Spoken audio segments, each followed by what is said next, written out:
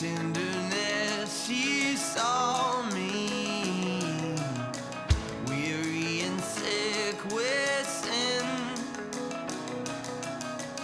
and on His shoulders brought me back to His fold again.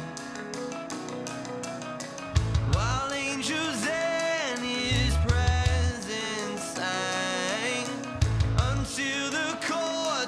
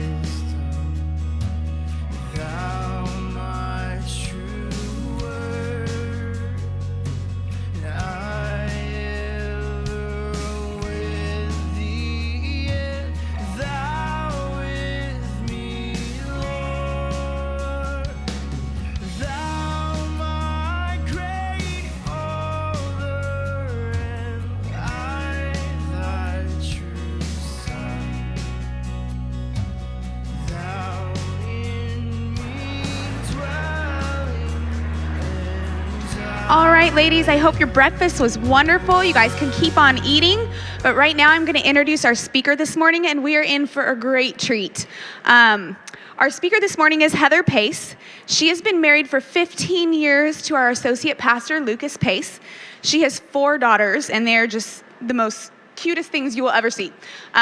She has an 11-year-old, a 9-year-old, a 7-year-old, and a 5-year-old. So she is busy, and she does homeschool them. So she is a busy mom.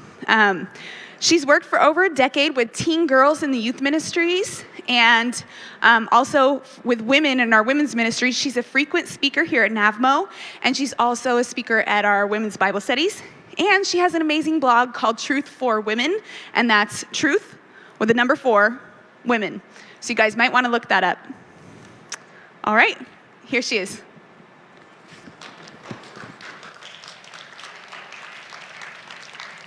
Great to be here with you all. As she mentioned, I have a blog, and in it I write about motherhood and about being a wife, or wifehood as I like to call it, and just general Christian living. And every once in a while, what I like to do is to go behind the scenes on the admin page and see what are the most popular articles, what are the things that women are reading about most often.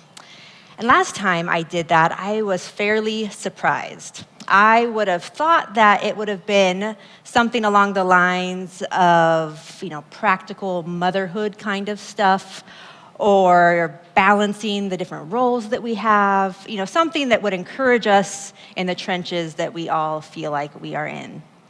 Well, that is not what I found. I found a theme that was fairly unexpected. Let's see if you can see what it is. The titles are meant to be a bit provocative, but I think you'll still see the idea. One of them on the top 10 was Dress to Impress. The second one was 5 Reasons You Are Not as Hot as You Could Be. And What Would You Let Your Daughter Wear? And the last one, The Art of Being Desirable. And I know those sound a little crazy. They're not as crazy as they sound. Clearly, they are all, though, about appearance. Women are interested in reading about what we wear, how we look, how we, show ourselves, our appearance, beauty, all of that. And yet, that is nothing new. Women from all centuries and all cultures have been interested in beauty. I have a few pictures to show you. Over the internet, I found some. Here's one in particular. In a specific culture, beauty was pursued by having a very long neck. The goal, or the most beautiful, would be if it was like 15 inches or longer. And so when girls were young, they would say have 5 or so, and then as the neck got stretched out a bit, they would add ring by ring by ring until they'd have maybe up to like 24. As you can imagine, this was not a super healthy kind of practice, where eventually it weakened the muscles that were meant to hold up the head. It would lead to crushed vertebrae, and the spine wasn't strong, all these kind of things. But women were willing to do it because they wanted to be beautiful, and that was what was considered beautiful in their culture. Here is another picture of a different culture, and their taste of beauty was a long head. So we're looking at the baby there. And what they would do, they're wanting this long skull look, is they would wrap the child's head in like a long giraffe hide, basically. Wrap it up, and then the head would grow into the shape that was meant to be ideal where they lived. And there's other ways that they did this head configuring. You could see they would smash it in different ways because they wanted the head to be long in those cultures. And then you can see those skulls there showing that it worked, that in different cultures, if they wanted the head to be like a long forehead look or a more smashed look or whatever, ultimately you could manipulate the skull to be whatever you wanted it to be, whatever was considered beautiful in that culture. And then thinking back to the wrapping, there was other ways they wrapped, not just the head, but they would wrap infants or babies up until maybe 6 months in order to get them to be elongated, to be slim, because slim has often been an ideal in different cultures. Example of that also in England in the 1660s, A health pamphlet said, and this is another way to be slim, a way to reduce the body that is too fat was bloodletting. The person would be bled largely twice a year, the right arm in the spring and the left in the autumn. And just when you think that is crazy, you see things like this. This was an advertisement back in the 1900s when they were saying if you want to get skinny and lose some fat, swallow a tapeworm. So these little pills that you would ingest and it would grow a tapeworm. So the idea is whatever you eat, the tapeworm eats. And the tapeworm becomes really long, but you become really skinny. When you look at this on the internet, you're actually not quite sure, is this legend, is this true? And there's different sources saying different things. But the funny thing is this is something that is still talked about. I mean, first of all, it's an idea. Second of all, we're still talking about it on the internet. Like you look up tapeworm diet, and people still think it's a pretty good idea because it is an easy way to lose weight. You even have some famous people saying, oh, the tapeworm diet, that sounds like a pretty good idea. Well, I don't recommend it. It's not healthy for you. This one here is clearly not legend. You've seen pictures like this where the women are wearing these corsets that make their waist really tiny. The problem is it doesn't give you enough oxygen to your brain. It's not healthy for your body. So oftentimes these women would faint because it's just not the way your body is meant to breathe and operate. Here is another picture that shows this without the dress. You can see how tiny it makes the waist. It's called wasp-waisted, which comes from a wasp, if you can picture the way a wasp's body is segmented. So that's where that name came from.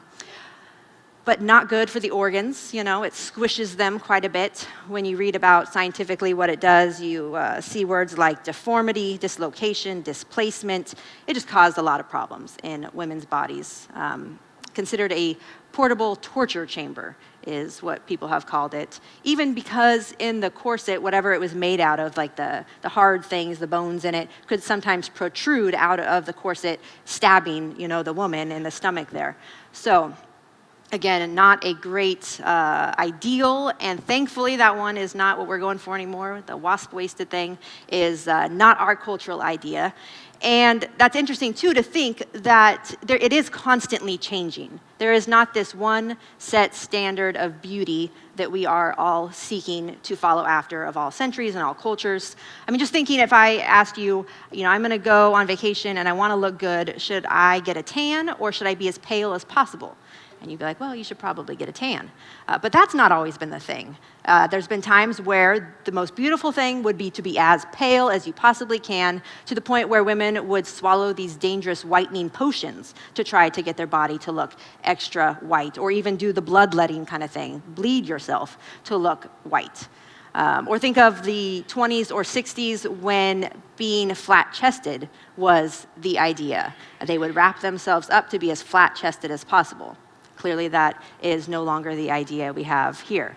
And then there's things like, you know, we often think slim is the idea, but being chubby or full-figured or curvy has often been a good thing.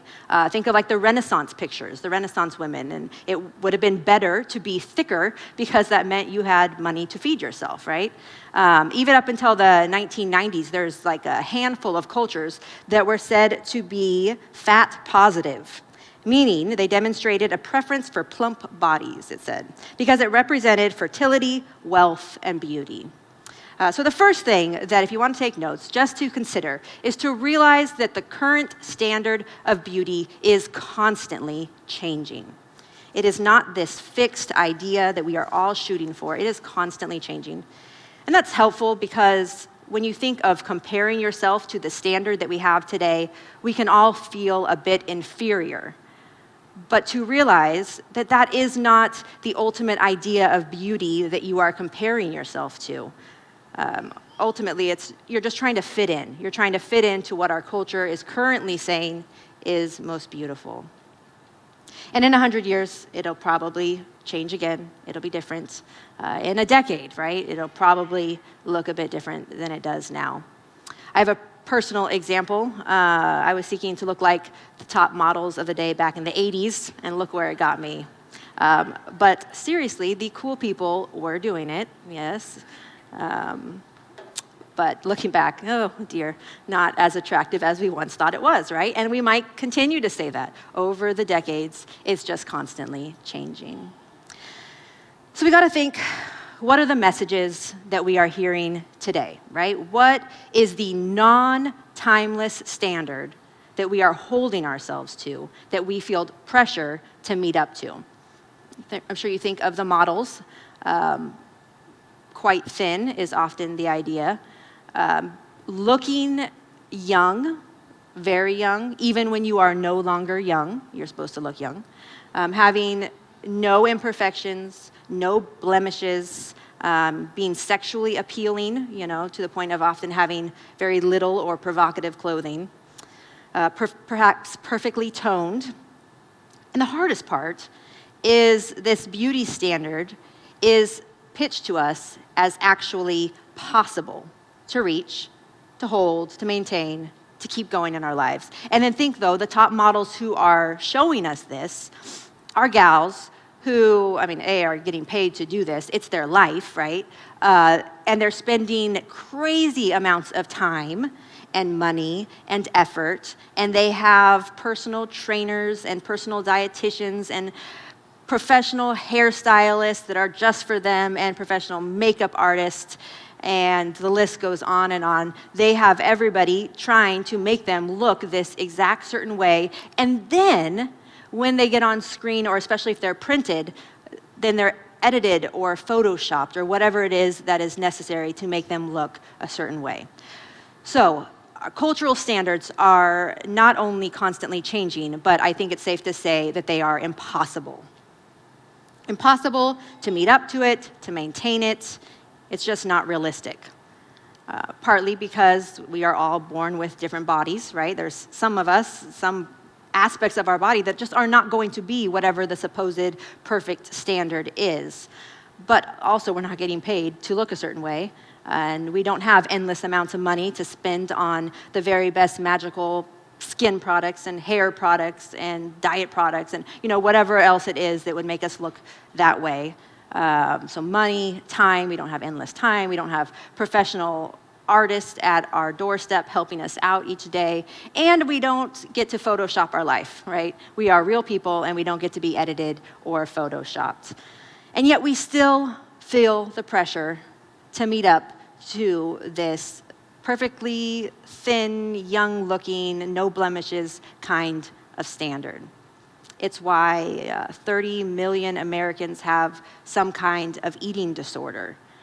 And you think of those cultures and some of the dangerous practices they had. Well, there is one of our dangerous practices, is people who are starving themselves or doing other unhealthy habits to try to fit in with what our culture says is what they should do.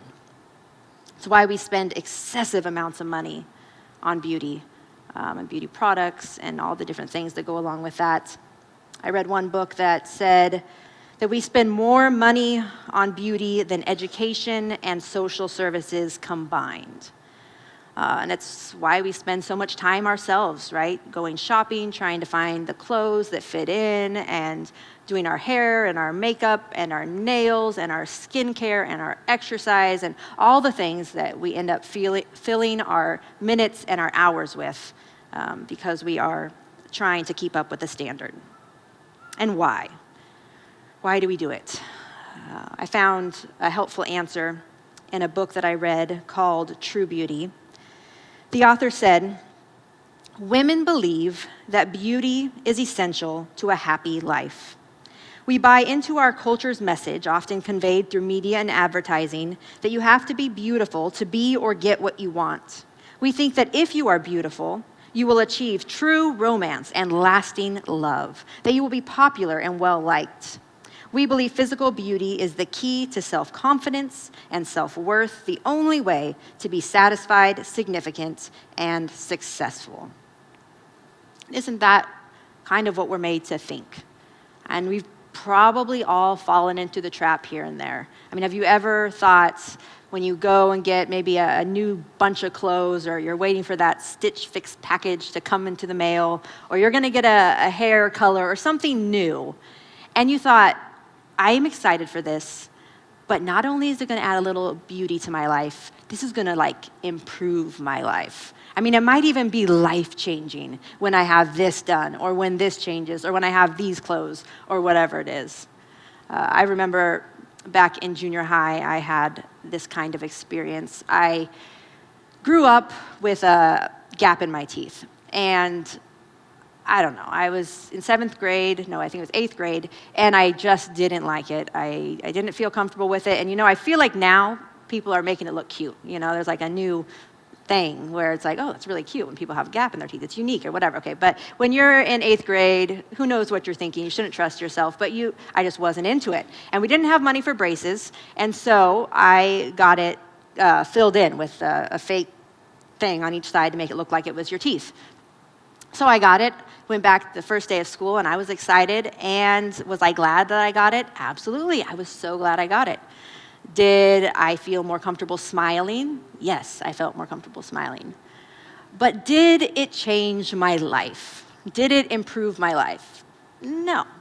I was still the same Heather, the same 8th grade girl with the same insecurities, the same problems. I took my same insides, my same struggles with me with my new teeth. It just did not provide everything that I was hoping and longing that it would when I got my new set of teeth. That same book that I read, again, says it well. Physical beauty deceives us by appearing to keep some of its promises in the short term.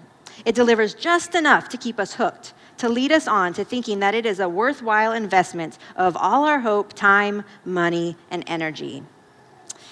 It's like seeking after beauty gives us just enough, but it doesn't quite satisfy.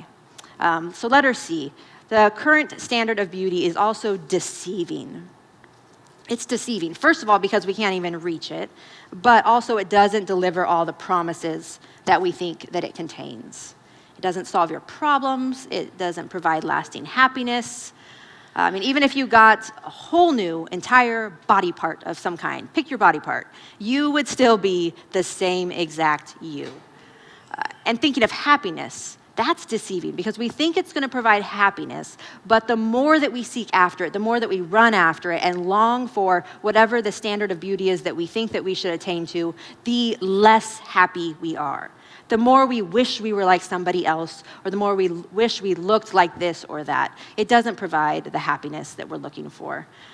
There's different studies done on the satisfaction of women and their appearance, and they have some different stats on it, but generally, it's said that 80 to 90% of women are dissatisfied with their appearance. 80 to 90%. So just to think that the daily life of most women is less than it should be because we have this nagging discontentment because of our bodies. And it's just not worth it when we're simply comparing ourselves to a standard of beauty that is constantly changing, fairly impossible, and pretty deceiving. Well, with all that said, it could sound like I'm against beauty, and I'm not. And I wouldn't want anyone to leave thinking that beauty is bad. In fact, I hope that what we leave thinking is we have an appreciation for beauty, maybe even more, but in a slightly different kind of way. So the second thing I want to talk about is widening our perspective of beauty. So that's point number 2, widen your perspective of beauty. We might try and define beauty in each culture and in different times, but we did not create it.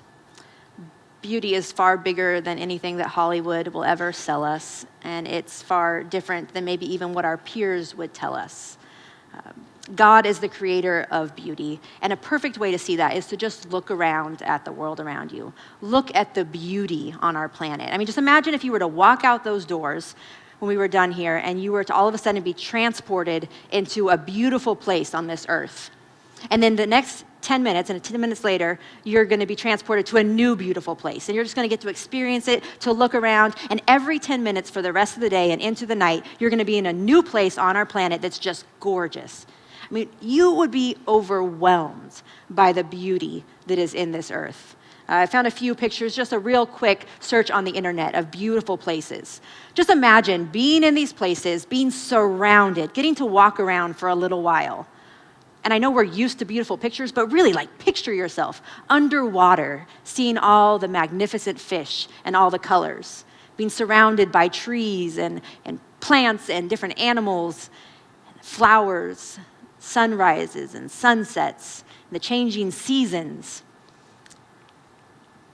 The world we live in is a beautiful place, and even the animals. I mean, a vast amount of beautiful animals that are around us, many of which we probably have never seen before. And then, of course, in Southern California, we get to experience this all the time, and we probably don't appreciate it enough. The beach, the ocean, the sunset. God knows beauty. He is the creator of beauty. And the Bible also describes him as beautiful. It says in one verse that how great is his goodness, talking about God, and how great is his beauty. And there's this other verse where it's the king of Israel. He said if there's anything that he could ask for, this is what it would be. It says, one thing have I asked of the Lord, that will I seek after, that I may dwell in the house of the Lord all the days of my life, to gaze upon the beauty of the Lord and to inquire in his temple. He could have whatever he wanted, earthly speaking. And what he wanted was to be with God and to gaze upon his beauty. And you can imagine gazing on the beauty of something, right? I mean, when you're at the beach and the waves are coming in and you see the sunset, you could just get lost there, right? Just like lost in the power of beauty. And that's just a taste of what it would be like to gaze upon the beauty of our God. In a physical sense, yes. I mean, if you were to see him, he would be physically beautiful. But in the ultimate sense, in the perfect sense, his character, who he is, his knowledge, his power, his goodness, his purity and his holiness, his knowledge, everything about him would be just amazing to behold, amazing to see, amazing to be around, amazing to learn about. So as we think of beauty, the first thing we should remember is that God is the creator and the essence of beauty. I mean, beauty comes from him. There was nothing, and then God created everything, including everything we now recognize as beautiful. So anything that is good and beautiful is so because it is from him. And that's especially true of humanity. The Bible says that humans are made in the image of God, meaning we are made to represent him, to reflect him. We're not just physical beings, we are spiritual beings too, where we have an intellect and an emotion and a will. The Bible says that humankind is the pinnacle of creation, meaning like the most important part. And that's not said of anything else in all creation. Nothing else in creation is said to be made in the image of God. So thinking of widening our perspective of beauty, that gives each and every person beauty on the most basic level. So if you want to write down, you were made in God's likeness. So that means our perfect God made us to some degree like him. And that gives you great worth and value, which isn't that often what we are looking for when we want to be beautiful, right? We want someone to be near us and to say, you have value, you have worth. And just by the fact that we are made in God's image, that we are made in God's likeness, each and every one of us does. Not only are you in the category of being made in God's likeness, but you specifically, he made purposefully. Here's a passage that describes this well. It's the psalmist who is talking about God. And it says, "For you formed my inward parts. You knitted me together in my mother's womb. I praise you, for I am fearfully and wonderfully made. Wonderful are your works. My soul knows it very well. My frame was not hidden from you when I was being made in secret, intricately woven in the depths of the earth." Each of us, we were knitted together. We were intricately made in our mother's womb. And right now, in this stage of life, we think of our own children, right? The child that you bore was knit together in your womb. God made that child, and when you look at that child, you're like, yes, that child was made beautifully. God made this baby purposefully. I know that. But that was you too. God made you purposefully as well. And that's helpful to think about when you are not quite content with how God made you. You know, when we think of, oh, I wished I was this way. Why didn't he make me this way? Or couldn't I have looked a little bit like this or like that? But to remember that God made you purposefully. That's letter C. There was this thought-provoking quote I ran across by a Scottish author and pastor from the 1800s. He said, "I would rather be what God chose to make me than the most glorious creature that I could think of. For to have been thought about, born in God's thoughts, and then made by God is the dearest, grandest, and most precious thing in all thinking." It's an interesting thought. I mean, rarely do we think long and hard about how neat it was that we were born in God's thought, that he decided to create us purposefully. And of course, we can maximize what he created us to be in a physical sense, or we can make a mess of it. But the thought that we should be content and comfortable in the physical body that God purposefully created for us. One last thought on widening our perspective of beauty is to realize that beauty is more than physical matter. And I know you know that. An inner beauty is something you're aware of. You see it in people, along with the fact that you probably see an inner ugliness in people. You see it come out, and you teach your kids it too. You know, we want to be beautiful on the inside. But I want you to think for a second about how oddly connected these two things are, the physical beauty and the internal beauty. And just one way to picture it is imagine a scenario such as this. You're in Trader Joe's shopping, and you're there with your children, being really brave, taking children grocery shopping. And there you are going down the cereal aisle, and there's the nuts and there's the tea, and you're walking with your kids, and some lady comes and walks by you. Okay, you don't think much of her, just a normal lady walking by. Okay, now rewind it, and you're walking there with your kids, and this lady stops, and she looks at you, and she says, "Oh, you are so blessed, and your children are so beautiful. They're so sweet. I hope you have a wonderful day." And she's just so kind. When she does that, when you interact with her, what you notice about her is maybe you noticed her smile. You didn't notice that weird deformity that she had, right there by her face. You noticed the soft look in her eyes. You didn't notice how unplucked her eyebrows were. Now, rewind it. You have the same lady, and she looks entirely irritated that you brought children to a grocery store. And she walks by you and kind of like, "Get out of my way. What are you doing?" Maybe she even says a nasty comment. What do you notice about her? You probably noticed what she had on her face, You probably noticed the unplucked eyebrows. Who knows what you noticed about her? Because there's something about what's inside of us that affects the way people really see us, physically see us. Our inner beauty allows us to have a certain kind of attractiveness to people. It makes people want to be around us. It actually impacts our physical beauty in a sense also. And most of us do not probably feel like the top models of our day.